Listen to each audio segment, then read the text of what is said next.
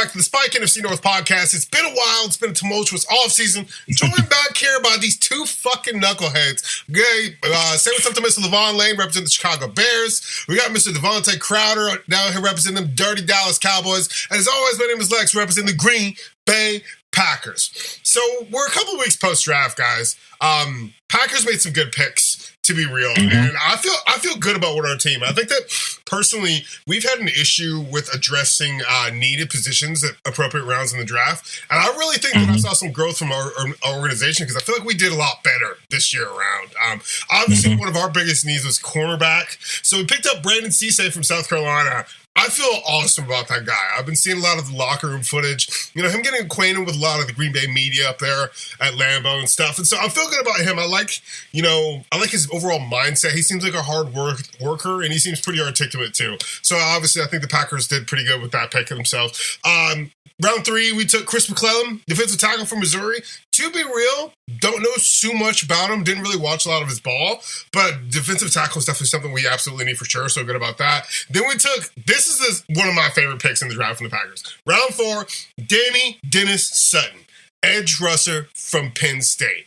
And this is especially kind of important to me because of obviously Micah Parsons. He was an edge rusher from Penn State. Obviously, that school has a pretty high volume of turning out quality edge rushers. And I think that these two are, especially with Micah Parsons being as young as he is, only being 26, this is going to be cool. This is going to be cool to have our edge unit kind of grow and mature together. I think that that's definitely something Green Bay is trying to do. They're obviously trying to, get their culture instilled in all these young players pretty early. And I think that Micah Parsons pairing up with this guy is absolutely insane. I think it's going to be really cool. I hope that's going to be fruitful.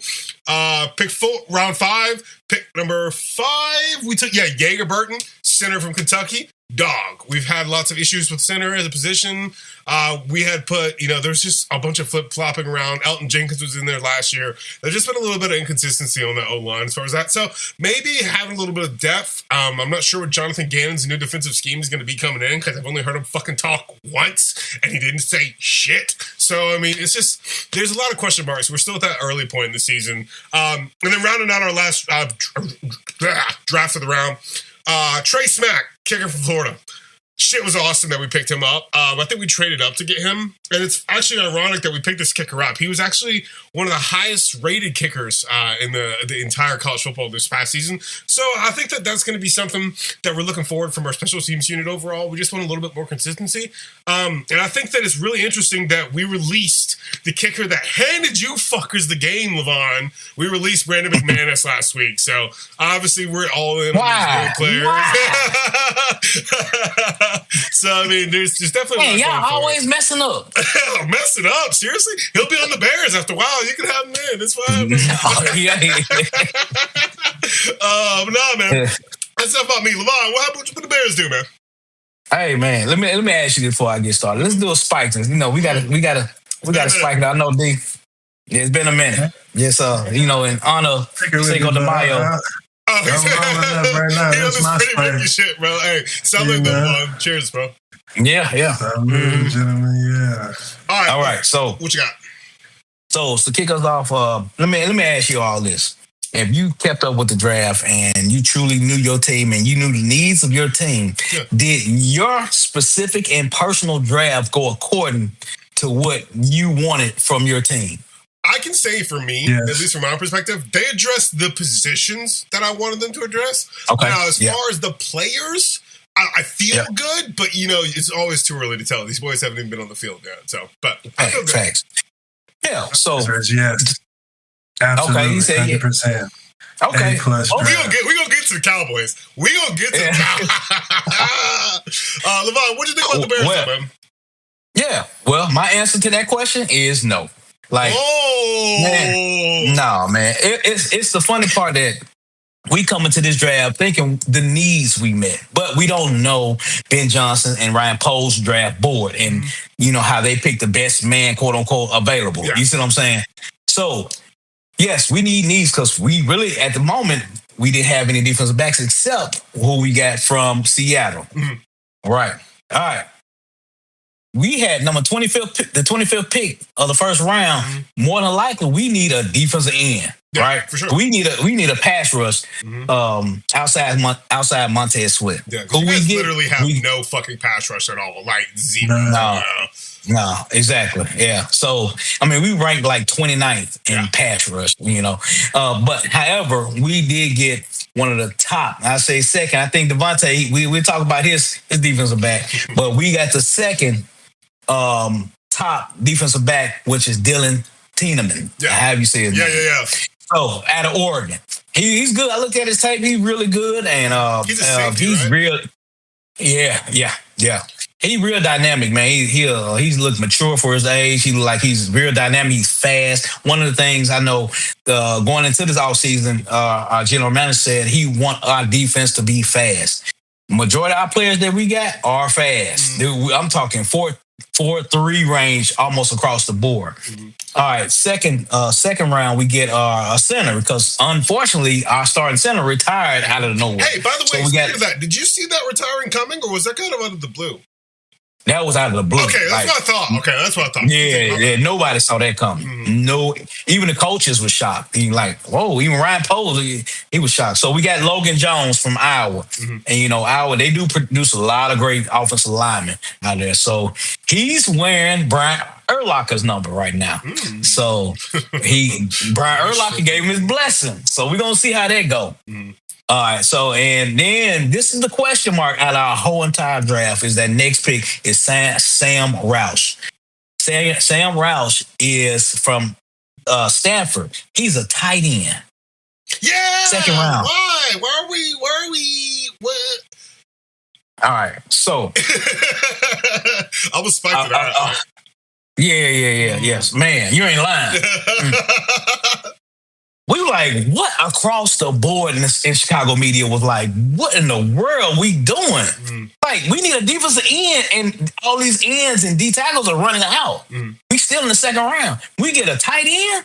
So come to find out, he is one of the best tight ends in this draft class. However, he matched well what Ben Johnson is trying to do. Remember, Ben Johnson is by his college, he's a system analyst and what do you call it, computer science IT guy.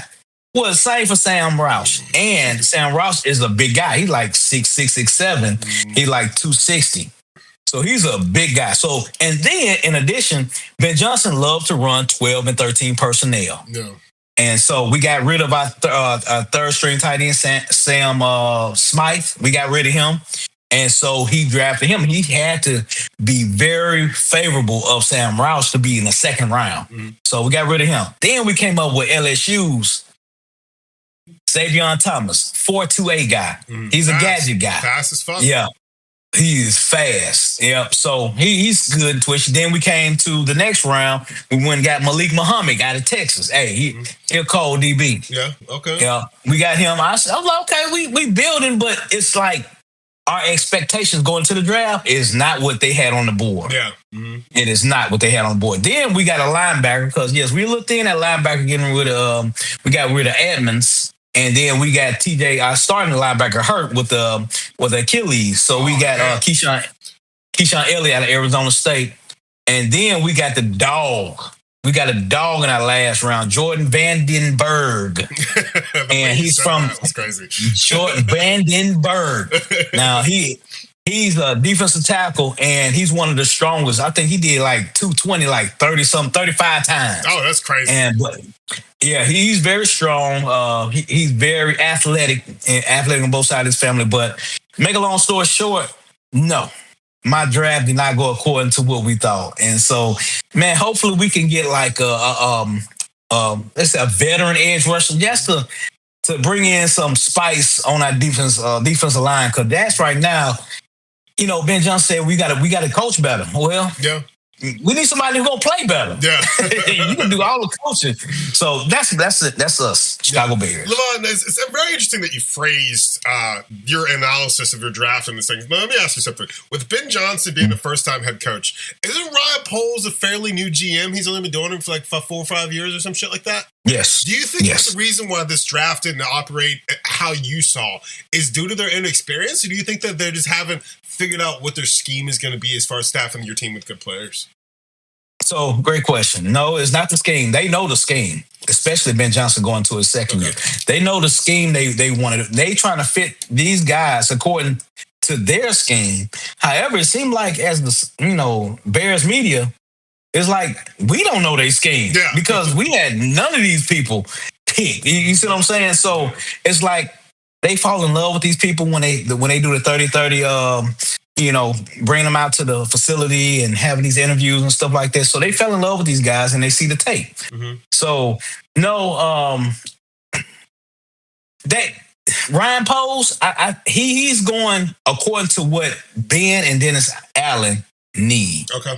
That's what they're doing. Okay. And so we as fan base, we trusting in the coaches right now because as fans, like we don't know what we talking about at the end of the day because where's the defensive line? Where's the end? Where's the tackle? Yeah. So, it's all scheme. Yeah, and I think that's going to be huge because I think there's actually, you said something accidentally there. I'll say this last thing and then we'll move on to Devontae. You're talking about the scheme being how you pick the player. Now, one thing I think that Green Bay is doing right now is I think we're picking the players and making the scheme second. So it's really interesting to see where both of our teams go, considering that we're making kind of polar opposite bases and emphasis and stuff. But, I mean, to be real, fuck the Bears. So I hope you guys suck and, lose or whatever. I ain't going to talk about y'all right now. We'll get more of that later. We'll get more of that later. Mr. Vontae Crowder, how you doing down there, buddy? What's up, y'all see the smile? Y'all see the pearly whites? Hey, man. So y'all already know where I'm going to start. The one player alone definitely gave us a B+A draft along with him. Caleb Downs. Yeah, everybody's hyped. Y'all remember we talked about what our teams need the last couple seasons? Yep. For the past 2, maybe 3 seasons, I've been talking about the secondary. Yeah. Getting torched over the top. We always figure out how to have some good down linemen, semi-good rushing defenses up and down here and there, but one consistency is getting burnt over the top. I always talk about some good safeties. We need better corners. Some good safeties, period. Like, we don't got nobody worth talking about at that position. We used to have some good corners. They kind of died down. We're still trying to squeeze some out of them. When I saw that pick, saw how they was maneuvering to get that pick, and the surprise that he was still even available. Yeah, the players felt weird. That far down. Felt weird as fuck. You know what I'm saying? So I did see some players go before him that kind of, gave a little question mark, but that ain't my business. That ain't my team, so I didn't care. The fact that they let him fall to us, who is arguably the best player in the draft, made my day. Did you guys trade up to get him? Did you trade up to get him? Yeah, I thought so. Okay. Yeah, we did. Okay. And we only traded up one spot to get him, but it was that's all we needed to jump. So I'm looking forward to seeing what type of energy and play he's gonna bring. Obviously, NFL is not college, but he did play at the highest level as far as that go to get you NFL ready. So I'm interested to see how it translates. I'm not don't exactly remember which rounds everybody was picked in, but we got another edge rusher, Malachi Lawrence from UCF. I watched some of his highlight tape. He's a dog too. He's gonna be good on the edge for us.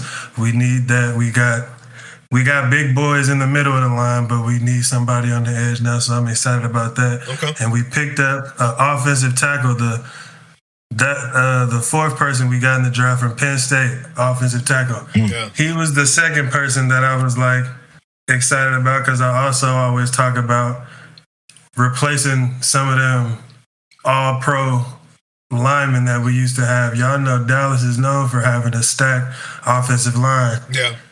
Last year they was going back on the uptick the last couple of seasons with injuries and just players leaving.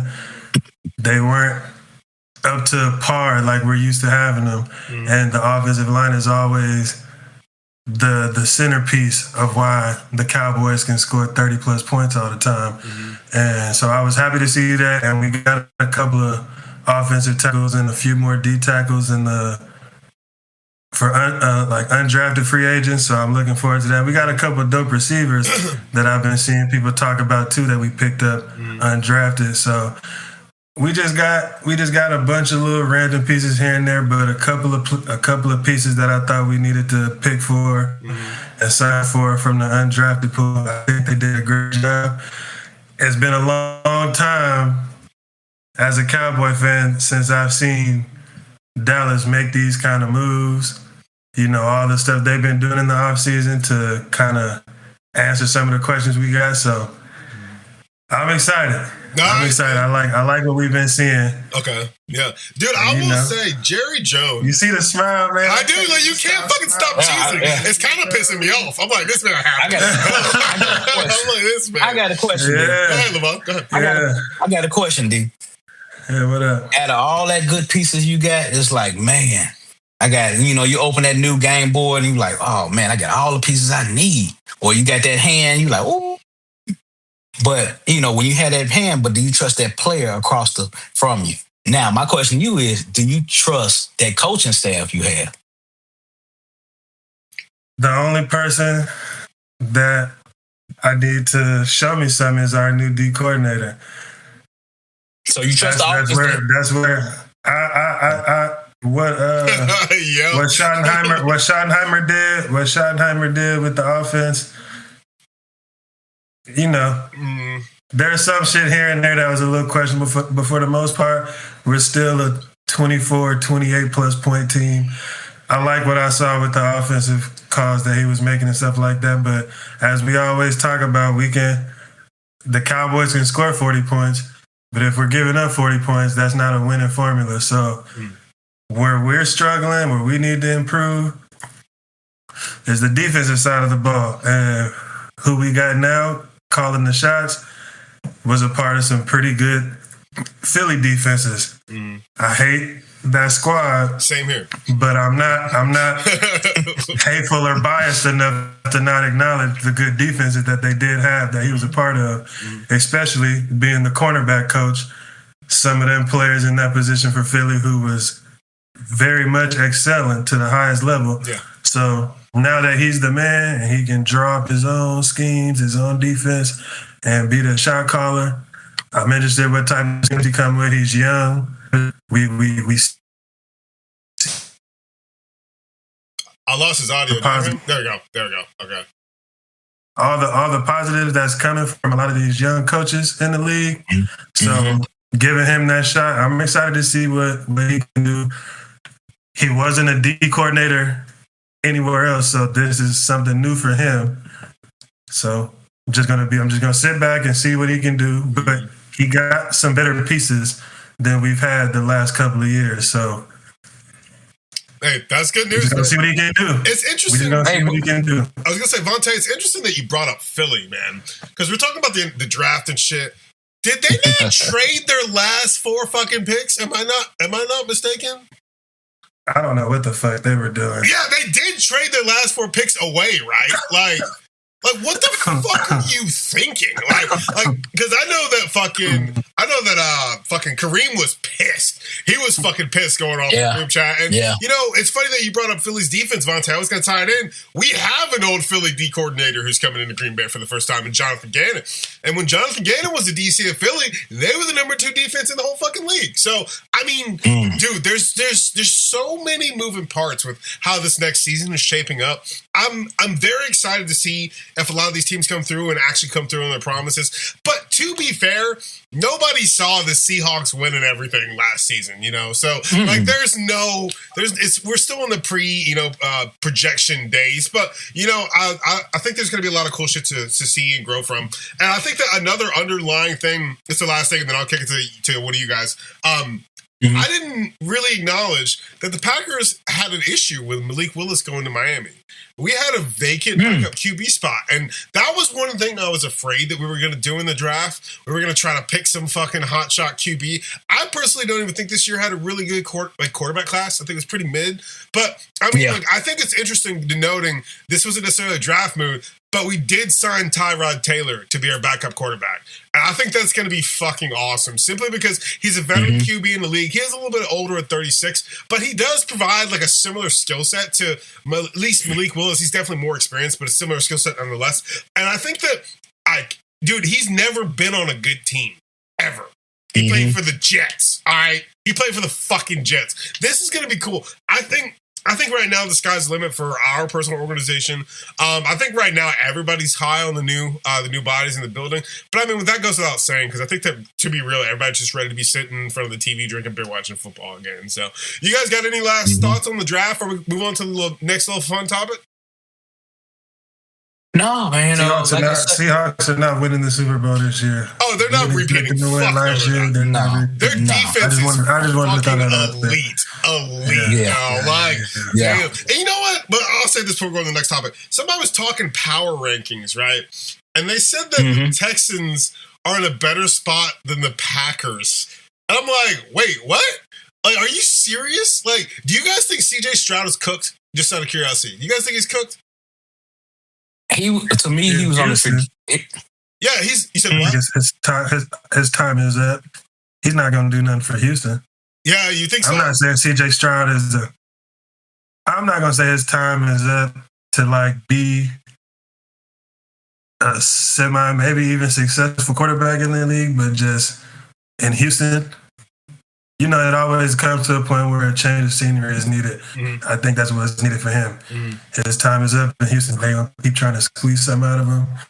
He clearly can't lead the team around him. Maybe he don't got the right pieces. I don't know what the downfall is. But so when all this destruction, I would say destruction of CJ Stroud's his quarterback persona start dipping downward. I feel like it was immediately after that first playoff loss. I mean, the fact that they got, because didn't they go to the AFC Championship his rookie year? Yeah. I'm like, dude was lights out, bro. Like, he literally came into the league fucking people up. Like, and I think, dude, and this is gonna be our next topic. That's a perfect question, Lavon. I think his demise started the day that next offseason started, because he thought that he could do it. He thought that he was him. And obviously that second season wasn't any better. This season they screeched into the playoffs, and that was a waste of fucking time. And I don't know. And this is my next question. Their defense, and that's another thing too.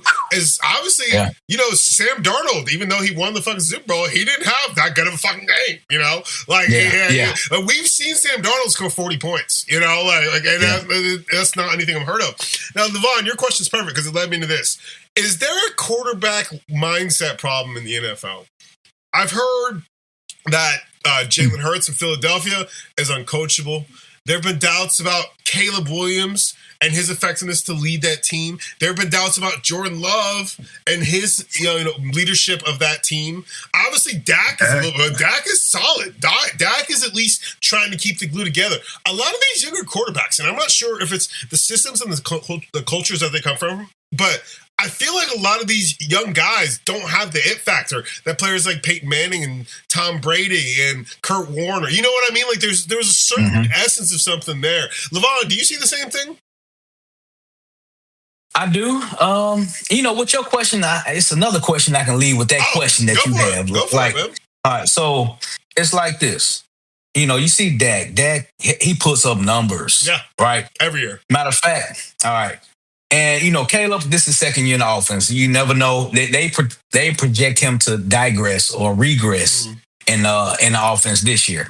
All right. Jordan Love, I think Jordan Love sticking with Matt LaFleur he should he should be operating in this system just like crisp. It should be smooth. I mean, he's been pretty smooth. He's been pretty smooth, but yeah, without all the turnovers. Let's put it like that. What turnovers? He had like 6 picks on the year.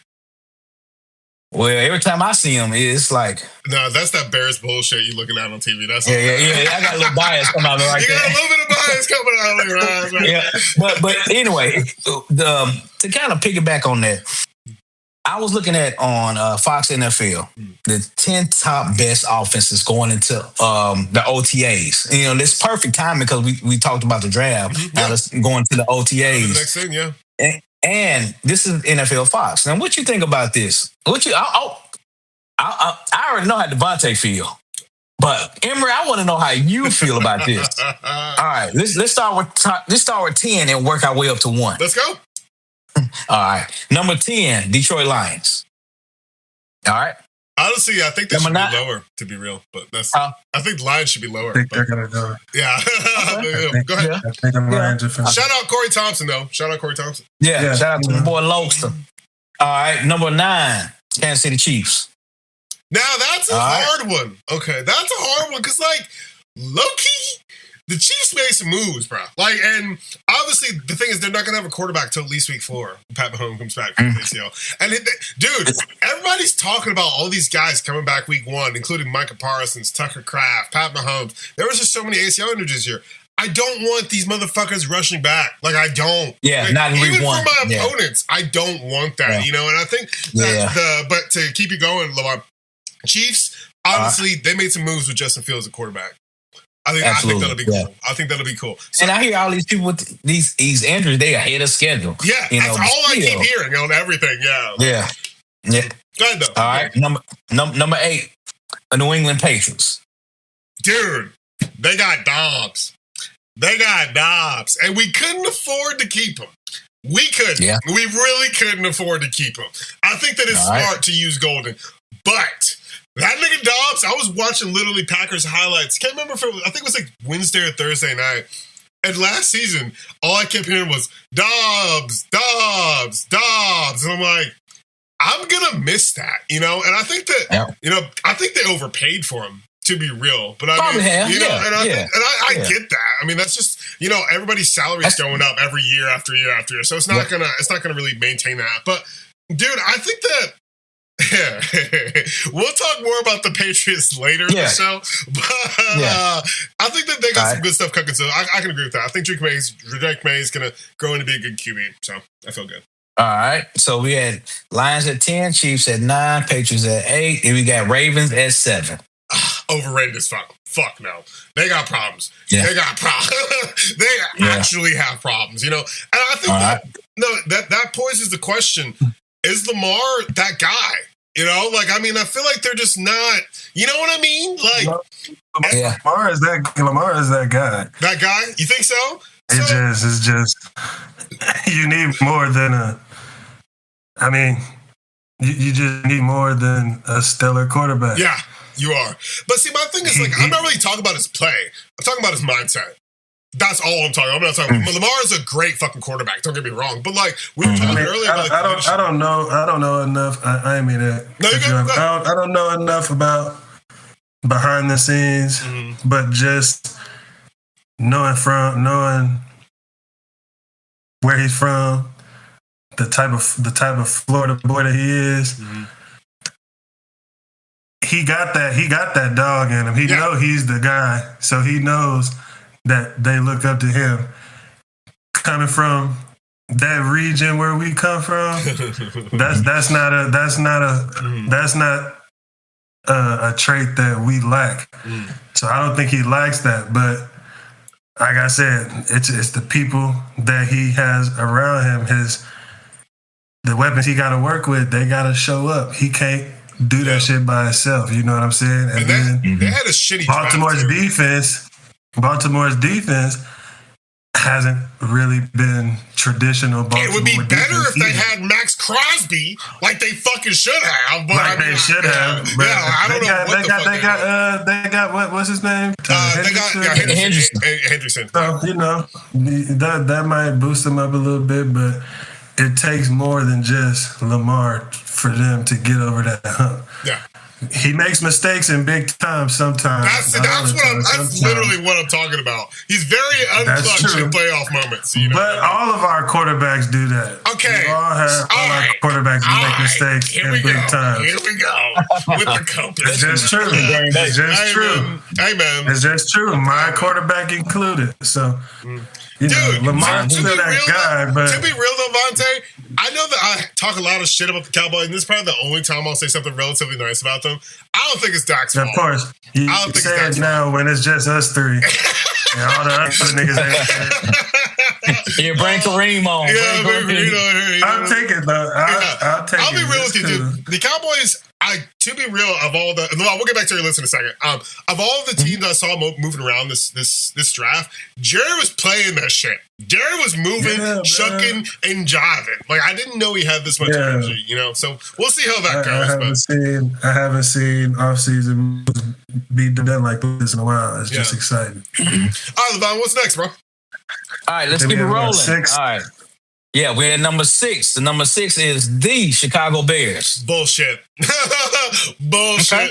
Bullshit. I'm not even going to elaborate. Just bullshit. Okay. All right. Hey, we keep it there. We keep it there. Let's keep it rolling. Okay. All right. 5 through 1. Number 5, Buffalo Bills. What did they do? Okay. Yep. There. Overrated. Yeah. That's such a bad list. Such a bad list. All right. Number 4, Seattle Seahawks. I can see that. All right, number 4. Okay. And number 3 is I agree with Cincinnati Bengals. Number 3. As far as offense, absolutely. Offense, remember this is the best offense entering OTAs. Joe Burrow's a dog. Honestly, arguably, Joe Burrow might be the most gifted quarterback in the league at this current point. Yeah, he might be. He might be. Like, I'm not going to lie. Like, he might be. Yeah. And I think that's, like, honestly, the organization's problem is their offense has been their only, like, driving thing. You know? Like, dude, when the fuck are they going to put a line in front of Joe Burrow so he doesn't get fucking injured? This man gets hurt every year. Like, and that's kind of frustrating, too, because and, you know, especially now that they lost Aiden Hutchinson on the defensive side of the ball. I mean, not Aiden Hutchinson. Henderson. Whatever. Henderson. Yeah, Trey Henderson. Especially that they lost him on the defensive side of the ball. Dude, now they're going to be relying on the offense even more. And, and I'm like, I don't... 50 points again. Yeah, exactly. I mean, don't get me wrong. Jamar Chase is one of the fucking best receivers in the league, and Joe Burrow putting the ball to him is damn near unbeatable, you know? But there's a certain point you got to put these players' health and overall, like defensive, like, tactics to play, you know what I mean? But no, I'll give them that spot on offense for sure. All right. So top 2 best offenses entering OTAs via Fox Sports NFL Network. Number 2, Devontae. What you got there? Dallas Cowboys. That's why he's been fucking quiet. That's why he's been quiet. We should be number 1, but I'm gonna wait and see who's number 1. Oh, you know, number 2 is high. Like, who you think gonna be number 1? Number 2 is high. Get out of here. I mean, they're badass. You guys have the consistency, bro. Dallas offense. Dallas offense. I would give we firepower every game. You know what? Arguably, every game, man. I will give them that just off of their passing game alone. But without a running back, that's just not very sustainable. Is all I'm going to say. But we got a running back though. Yeah. So. Is he that good? Really? Good enough. If our line goes back to traditional Dallas Cowboy offensive lineman, anybody can run behind that shit. Okay, we'll see. What's number 1, Lavon? Let's round it out. Number 1, the Green. No, I'm just playing. I knew you were going to say it. The Rams. Absolutely.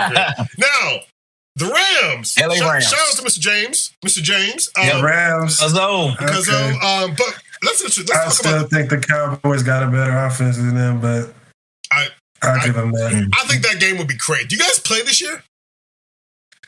You should look it up and see, because that would be a fucking game. I'd watch the shit out of that. But let's talk about the LA Rams for a second. They took a quarterback. So Matt Stafford is obviously going to be looking at some things differently going into this OTA season now. You think so? Oh, dude. He knows he's only got 3 years left tops. That was basically like, we're not going to force you to go, but we got this guy here. You know what I mean? And I think it was a smart way to play. But did you see the body language from Sean McVay during the draft? Have you seen any of the footage? I didn't. He wasn't happy. It didn't look like he was happy. Pissed, bro. He was pissed because his draft really? pick, that wasn't his draft pick. That was a pure GM move. He wasn't GM ready. and head coach not on the same page. I mean, not when it comes to making decisions, I guess. I mean, when they got that quarterback, he did not look happy. He was not fucking happy about that, dude. And he got on the phone because he had to. Yeah, literally. And he said what he had to, so the player knew it was him. Yeah. And they got off the phone. Yeah, exactly, dude. And the thing is, too, was, did you see what he said in the presser after that? When a reporter asked him how he felt about that pick that the GM made, and he goes, "I'll keep that conversation between us." I'm like, it's one of those things. I'm like, dude, because to be real, I get this. As a head coach of a football team, you're not in charge of the money behind the scenes, right? That all of the operations and stuff fall on the GM and the overall that people, but. The only way to keep the bodies in the building and selling tickets, unless you're the Dallas fucking Cowboys, they'll come once you guys fucking lose all the time. The only way to keep your fans coming is to have a good team on the field. And I think that Sean McVay, out of that whole coaching tree, has already got a ring. You know what I mean? Fleur doesn't have one. Shanahan doesn't have one. So there's definitely something to be said about his caliber for coach. And for a GM to not take his absolute, I mean, you got a first round pick. You know what I mean? That's not what you do with it. Like that's not what you do with it, man. But overall, man, I feel we do play the Rams in LA. Oh shit! Yeah, that's gonna be fucking awesome. Box office. That's gonna be fucking. That's gonna be good. That's gonna be good. We play Green Bay and Lambeau. I know you do. I'm thinking, dude. I'm not gonna lie. Regarding that's why I think the schedule drops next week on the 14th or the 16th or something. Yeah, on the 14th. Dude, we have 4 of the most stacked home games. We got obviously Bears. Then we got Falcons. Then we got Cowboys. And then we got Dolphins with Halfley. All 4 of those are at home. So which game? Crazy. Yeah, all 4 of them are at home. And I'm like, I'm only going to be able to afford to go to one game this year. What if Malik come back to Big Green Bay and spank you, boy? Bro, I want to lose my shit. It's more than just Malik, though. It's more than just Malik, though. Because y'all remember them old leather threaded belts? He gonna pull out one of them. One of those. You talking about the kind you can put the thing through everything. Dude, to be real, Vontae, that game is actually going to have way higher stakes because they have our old defensive coordinator as head coach. Our old guy worked under our president is now their GM. And they have Malik Willis. And they took some of our quarterback. Like, dude, that's the Miami Packers, bro. That's a big game. Hey, dude, I'm gonna have a really hard time picking which game I'm gonna go to because I want to see us whoop all y'all's asses. But you know what I mean. I want to go to a game this year too. Yeah, dude, for sure, catch the Cowboys game. Hey man, shit, you want to do Cowboys and Lambeau? You want to do Cowboys and Lambeau? We can run that. We can run that. Shit,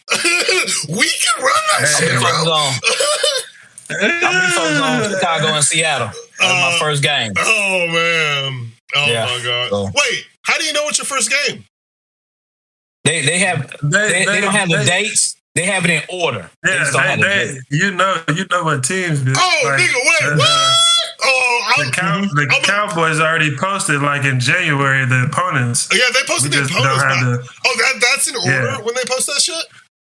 I don't know if it's in order, but I think it might be. But the picture shows who we play at home and who we play away. I know that too. They don't have dates and stuff, so I don't know exactly when. We'll see. Also, Lavon, y'all are losing that fucking game. I don't even understand why you're focused on it. Y'all are gonna lose, bro. Sorry, just gonna. You supposed to say that. I ain't worried about that. You gonna go? Is the game in Seattle? Yep. You gonna go to that game? Yep.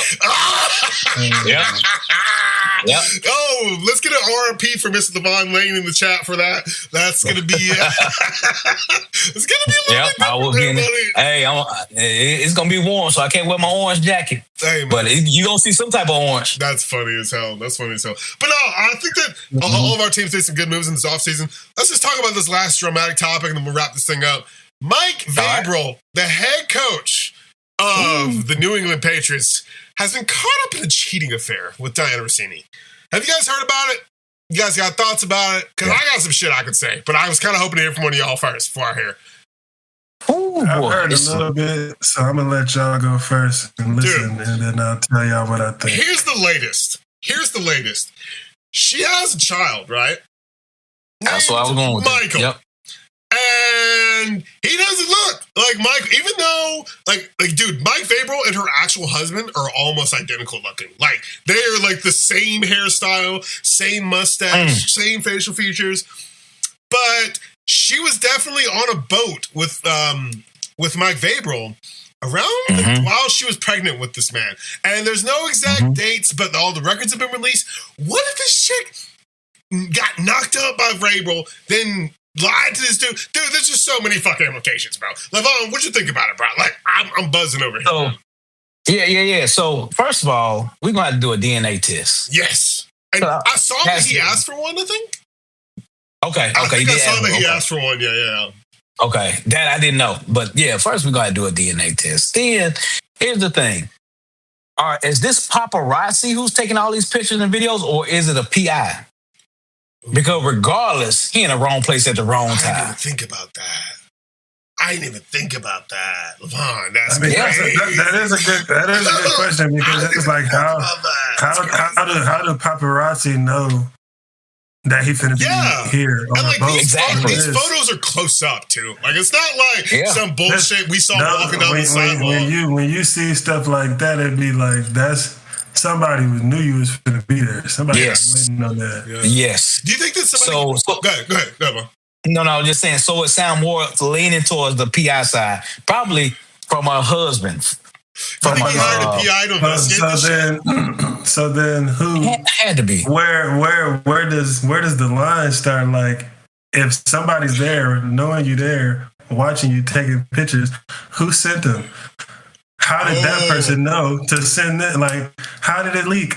How did they find out? How did whoever find out? Like, were y'all not really covering y'all tracks properly? Like, that's the thing. Yeah, Vontae, you just said it. There's so many loose ends. They were not covering their tracks, dude. This relationship it's not new. It's not new. It's old. It's been going on for a long ass fucking time. And you know, and the furthermore impactful this is the fact that this is so public. This is going to be huge on that Patriots football team across the board, right? Infidelity, though it has nothing physically to do with the game of football, it definitely has something to do with the way a person is viewed in their overall character. Now, you have this young quarterback, you have this team, then the head coach is there. We didn't even see Vrabel during day one at the draft because of this shit. Like, dude, if this shit, and it's still escalating, and like I said, we're not even at OTAs yet, but if this shit escalates to a certain point, which it has the potential to do, their whole team could be in a leadership issue going into the season. So I don't know why. And this thing is like, they're talking about this shit on ESPN on First Take and shit. Like, this is unprecedented, Like, I mean, there's a lot of drama and stuff, but I mean, it's definitely a revolving topic. I just feel very, very bad for his wife. All right. That's really all I gotta say, man. I feel feel bad for both spouses. Yeah, both spouses. Yeah, you're absolutely correct. Yeah. Absolutely. Especially, and here's the thing. You don't even know which spouse actually put the PI on. Exactly. But that's what I'm saying. Yeah. That's the point I was trying to make. Like, shit, Lavon. It's so many loose ends. If a PI is there watching you, somebody sent them. Now, who told that somebody who sent the PI? And then who told that person? Like, you're married. This is obviously something y'all are not supposed to be doing. Absolutely, yeah. And y'all work for the National Football League. You gotta move. Dude, they're not a little smarter. Either. They're not hiding either, bro. It's not like they were that couple at the Coldplay concert. Are they separated from their spouses? No. Like, is that a thing? No. There's no separation. So everybody looks like a happy couple. Yes. Or they at least keep up appearances. Yeah. Until this comes out. Yeah. So you gotta move smarter. I don't condone it. Did he? Or if you get caught, It's y'all fault. Yeah. He talking about the DNA test. We don't even know if they got that done. Oh what my if the fucking baby God, is Mike's? Dude. If that comes out to be Mike Vrabel's kid, he might lose his job, bro. Oh, he will. He might lose his job, bro. That's too much. Yeah, that's crazy, dude. That's and too much. Oh, dude, he's cooked at that point, bro. This thing gonna be a regional sales manager for a medical device seller or some shit. Like, you're not gonna be, honestly, he probably gonna coach high school ball in college somewhere. He'll be okay. But and it's unfortunate because he's a good coach. Yeah, he is. Yeah. And he definitely is a player's coach. These guys are really, they feel passionately about their head coach. And I think that's cool. And those are the best kind of coaches. Yeah, the ones who did it and succeeded. Yeah. He's who else to learn from than a winning football legend? Like, come on, man. But yeah, that's crazy, man. And like I said, the husband and the wife feel bad for him. Granted, we don't know nothing about them, assuming that they're good people and they was upholding their parts of the marriage. Feel bad for him. It's finna get ugly for both of them. Yep. Even if the baby ain't Mike's, just the whole premise thing, of it is just ugly. Divorces and all these things. You never know. People might still stick it out and not get divorced, but if it do go that way, all this is gonna get crazy, way crazier before it start getting better. But if that baby is Mike's, man, that's gonna be. It's going to be crazy. It's absolutely That's going to be some shit. Dude. Yeah. Hi, brothers. Thank y'all so much for taking the time. I know it's the first off-season episode. It's been a little minute. Lavon, you have any closing thoughts before we wrap this thing up? No, man, I'm just waiting for all our teams to get this thing cranked up. OTA's about to get started. I'm ready to see, how these youngsters, these draft picks we talked about, develop and get ready to get this show on the road. Cause I'm ready to, cheese grade again. But I'm ready for you. I'm ready to cheat. Dude, okay. I'll let you go first, Vontae. Then I'm going to say my piece. I'm going to say my fucking piece. All right? Oh, you want to say your I'm with Lavon on the cheese grade because we play y'all too. And I hope we cheese grade the fuck out you niggas in Lambeau. So I'm going to say that first. But... just like he said, man, I'm ready to get this shit back rolling, man. Let's see, like he said, let's see what everybody do. Like, everybody got a bunch of undrafted people that we signed, a bunch of stuff that happened in camp. Some people gonna make it. Some people we seen there probably won't be there when the season starts. Well, a lot's gonna happen before the first game of the season, so that's true. I'm looking forward to the preseason, everything. Ready for these episodes to ramp back up so I can start talking shit to all you niggas all over my screen. Yeah, man.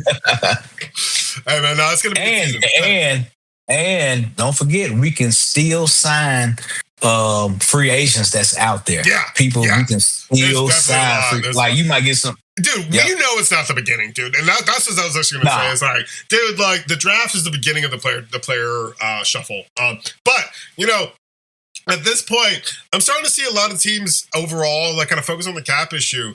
And I definitely think there's going to be some huge trades picks coming up, especially going into OTAs. But my number one thing, I'm really hoping for a good bill of health for these players, because injuries it's kind of sucked the life out of a lot of these, teams' chances to make playoff runs. I don't know if that needs to be addressed with like the what is it called? The conditioning coaches. There needs to be maybe different standards there. But overall, I just want all the teams in the National Football League to be healthy, But my last closing thoughts are, the Green Bay Packers lost the last 5 games of the season. I don't ever want to see that shit again. I don't ever want to see that shit again. You gonna see that again? Shut the fuck up. We're not gonna see that. That was beautiful.